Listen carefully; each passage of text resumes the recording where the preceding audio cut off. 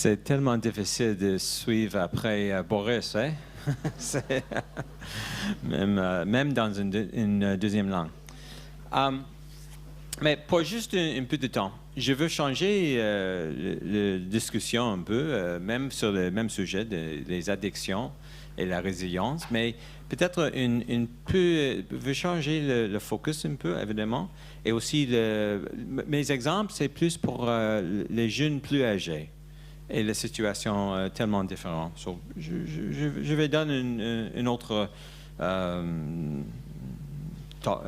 focus ici.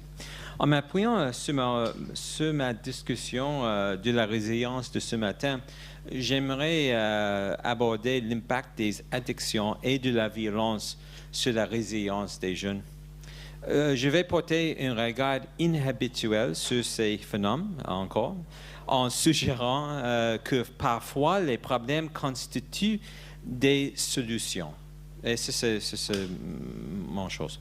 Cela se produit lorsque les enfants sont marginalisés et disposent de moyens d'adaptation très limités face à des environnements très toxiques. Excuse. Premièrement, je veux vous donner un véritable exemple de la complexité du phénomène de la résilience. Michel est une jeune de 17 ans que j'ai suivie pour des séances de psychothérapie dans un centre de traitement pour la santé mentale et les addictions. Lors de mon travail avec elle, les facteurs de risque rencontrés par le jeune étaient nombreux. Michel faisait usage de héroïne et d'autres drogues. Elle était issue d'une famille à problème où la violence faisait partie du quotidien. Sa mère l'avait chassée lorsqu'elle avait 14 ans et depuis, Michel avait connu des placements multiples. Il y avait une enquête en cours concernant une expérience d'abus sexuel qu'elle avait eue avec une pédophile aussi. Depuis quelques années, Michel était hébergée dans un foyer, mais elle était constamment en conflit avec son équipe d'accueil car elle avait du mal à se plier aux règles. Elle avait un petit ami de 20 ans en prison qui était aussi dépendant de l'héroïne et qui entraînait avec lui dans sa toxicomanie à chaque fois qu'il rechutait. Elle allait bientôt avoir 18 ans et le problème de son indépendance se posait pour l'équipe de son foyer car elle avait l'intention d'aller vivre avec son petit ami et la mère de ce dernier. C'est une grande série de problèmes. En dépit de tout facteur de risque, Michel montrait beaucoup d'un potentiel pour s'en sortir. Premièrement, elle voulait des personnes dans sa vie. C'est évidemment. Elle veut des personnes, même moi, même des gens, des professionnels, des idéaux. Elle était capable de contrôler son abus de drogue, au moins pour une période de temps. So, arrête, sa chum sortit de la prison et ça recommence, s'il recommence. So, c'est le pattern comme ça. Et elle était en train de réfléchir à son avenir, même si cela impliquait le fait de vivre de façon autonome avec un copain qui très probablement aurait continué à consommer les drogues et à voler. Ça, c'est intéressant. Le postdoc qui aidait moi, Paolo Bocelli, qui aidait moi avec la traduction, elle vient de la France. So, elle dit le copain, évidemment au Québec, il dit le chum, yeah, hey, copain. Malheureusement, lorsque Michel avait dit à ses éducateurs, hey, j'ai besoin de mon propre appartement, Ces dernières avaient été contraintes par des politiques obsolètes de placer des obstacles devant elle qui lui auraient empêché d'étendre le logement, la sécurité, les attachements et le soutien dont elle avait besoin pour pouvoir contrôler sa consommation de drogue. Afin d'intervenir sur l'ensemble de ces facteurs, j'ai travaillé avec Michelle pendant 9 mois avant qu'elle ne décide qu'elle était prête pour vivre seule. Cette période a été caractérisée par des négociations entre la jeune fille et sa mère, son copain, son chum, les éducateurs de foyer, la police et beaucoup des autres interlocuteurs de son entourage. Éventuellement, ça c'est important, éventuellement, on convainc les gens de donner un appartement à leur fille. Et elle et son copain est agréable d'accord et il veut rester dans l'appartement, mais il reste avec sa mère plein temps. Mais il peut visiter elle si le couple veut. Mais il ne peut pas utiliser les drogues dans l'appartement. Il peut continuer d'utiliser les drogues des fois, mais pas dans l'appartement. Et c'est vraiment, entre nous, c'est une négociation. Moi, je suis son avocat, un peu, avec les autres gens. Et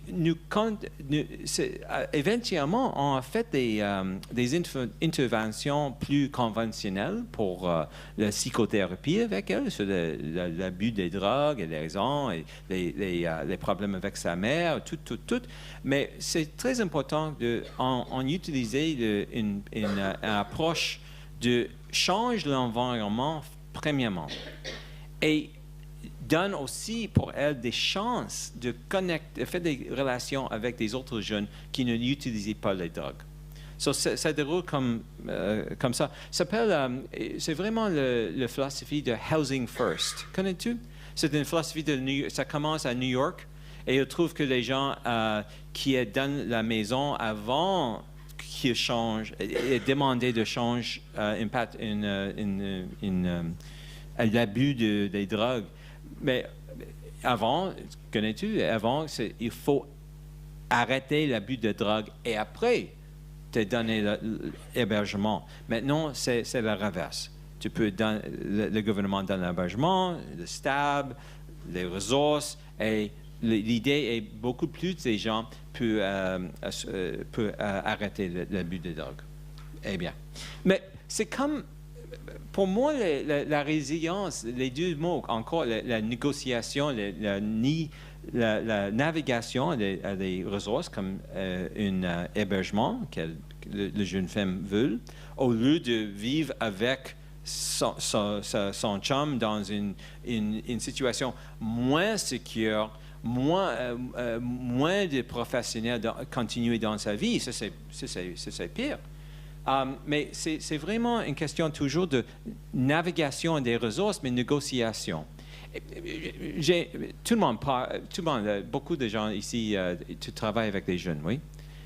Il y a un petit jeu que j'ai utilisé pour montrer ça. Et je sais que c'est un après-midi très long aussi, ça peut être recharger un peu. Est-ce que tu sais voir le jeu de les miroirs? C'est un jeu de théâtre. C'est très court, 10 secondes. Mais il y a 3 parts. Okay? Première part, vous devrez choisir un partenaire. Boris, est-ce que tu es peut-être mon partenaire pour 2 secondes? Les miroirs. Prends un partenaire si tu veux rester assis au bout, comme tu veux. Et mirrors. Comme ça, oui? Et si une personne bouge, l'autre personne doit faire le miroir. Moi, je fais ça, si je souris, et si je commence à marcher, c'est tout. Une personne. Est-ce que tu veux essayer, juste pour 10 secondes? Prenez, vas-y. Vraiment. Il y a 3 parts. Le premier part, faites ça. Oui, c'est vraiment. C'est comme un jeu des enfants. C'est comme un jeu des enfants. Merci. Essayez-le. Oui. Juste, yeah. Juste une personne se bouge, une personne bouge, l'autre personne suit. OK? C'est pas difficile.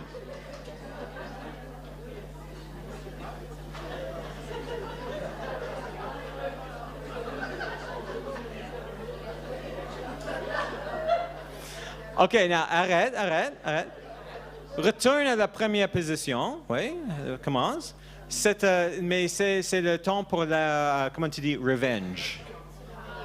Revenge. D'autres personnes être le leader.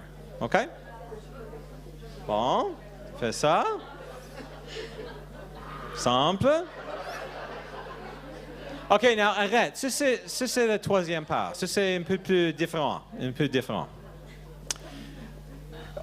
Avec pas de décision verbale ou non verbale. Tu ne peux pas décider avant de commencer qui va suivre, qui va d'être leader.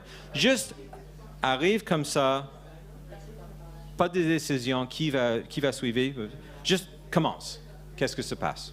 Juste commence.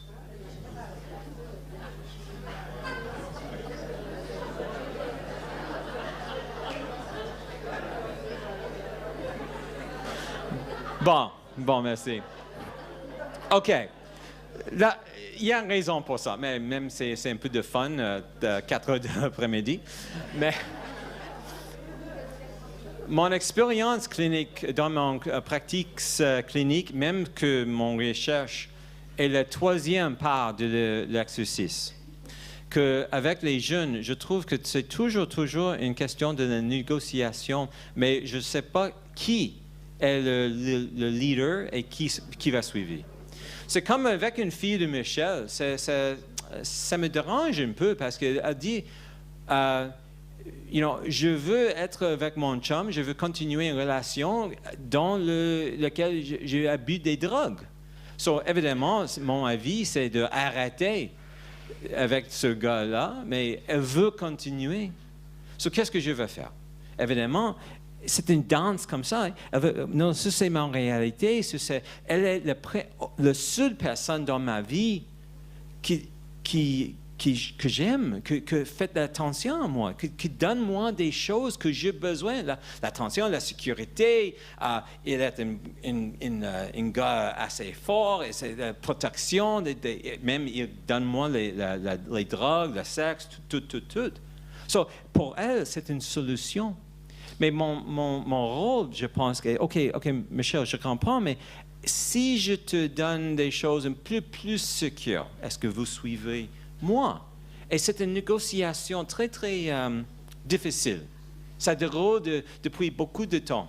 Et éventuellement, elle est d'accord de rester dans une place plus sécure, une résidence pour les jeunes qui fait la transition à l'indépendance. Si nous changeons des règles pour elle et permis sa chum de rester avec elle pendant la nuit, mais la condition, il ne peut pas utiliser les drogues dans la résidence. C'était intéressant, c'est tellement difficile. Et après ça, on avait une relation avec la confiance que nous pouvons continuer de par des choses plus émotionnelles avec sa mère. Sa mère, à 14 ans, sa mère dit il faut jeter la maison. Elle ne veut pas être dans la maison. So, ça, c'est un peu évidemment, la traumatiser. Mais aussi, je juste veux montrer que une intervention comme ça, je trouve aussi ça déroule très, très bien parce que les 7 tensions liées à la résilience que j'ai parlé ce matin sont réalisées par la relation avec moi et l'équipe qui a aidé Michel. Il y a des relations et nous avons trouvé aussi des relations qui sont des substituts de sa chum. parce que finalement, elle commence d'avoir la confiance dans d'autres personnes. Et aussi, mais je trouve que les 7 tensions, ça dépend, l'une est dépendance de l'autre. Avec les relations avec nous autres, l'identité de la fille, ça change un peu. Maintenant, après, elle n'est pas juste une drug abuser. Elle est une fille avec le potentiel, quelqu'un qui personne aime, etc., etc. Et aussi, parce que dans la danse de ça, elle a le pouvoir et le contrôle, elle a eu l'expérience. Aussi, peut-être un peu de justice sociale. Elle a le droit de décider, de changer des règles sur sa vie. Elle a accès à des ressources matérielles. Elle semble un peu le sens de cohésion dans la communauté, avec les professionnels, avec son chum. C'est pas brisé, ça. L'adhésion culturelle, c'est pas une grande chose dans ça. Dans ce cas, mais d'autres cas, c'est beaucoup plus important. En tout cas, enfin, je juste veux dire quelques mots sur la résilience cachée ou coping mal adapté. Ça, c'est une autre phrase. Parfois, les jeunes s'adaptent dans des manières que d'autres personnes perçoivent comme dangereuses, mais que les enfants eux-mêmes considèrent comme protectrices dans des contextes où ils ont des choix limités pour survivre. Ça, j'appelle cela la résilience cachée, car elle est spécifique au contexte, mais peut être ignorée par les étrangers culturels ou contextuels, et y compris les thérapeutes aussi. Et les interventions thérapeutiques finalisées à changer les stratégies de coping mal adaptées doivent aussi offrir des alternatives qui apportent avec elles des moyens efficaces pour l'enfant d'obtenir les mêmes avantages psychologiques que les comportements dangereux deviennent délicats et désordonnés lui offrir déjà. Le défi est d'avoir une approche clinique pratique intentionnelle qui fait ça. Alors, évidemment, dans 10 minutes, je ne peux pas dire tous les détails de ça, mais ça, c'est un exemple de l'approche en action, comment ça déroule. Et ça, c'est une approche socio-écologique au changement permet de diriger notre attention vers la manière dont les jeunes s'adaptent à leur environnement dans des façons qui rendent le processus de navigation, de négociation efficace. Comme l'exemple de Michel, plus les enfants réussissent dans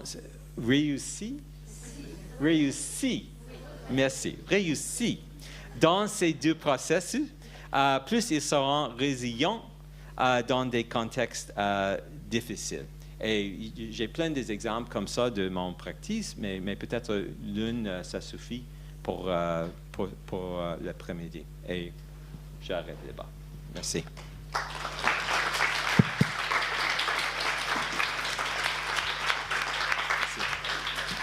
Mike, tu as magnifiquement réussi à nous intéresser. Et c'était magnifique. Peut-être, soit on passe à ma communication, parce que finalement, on touche les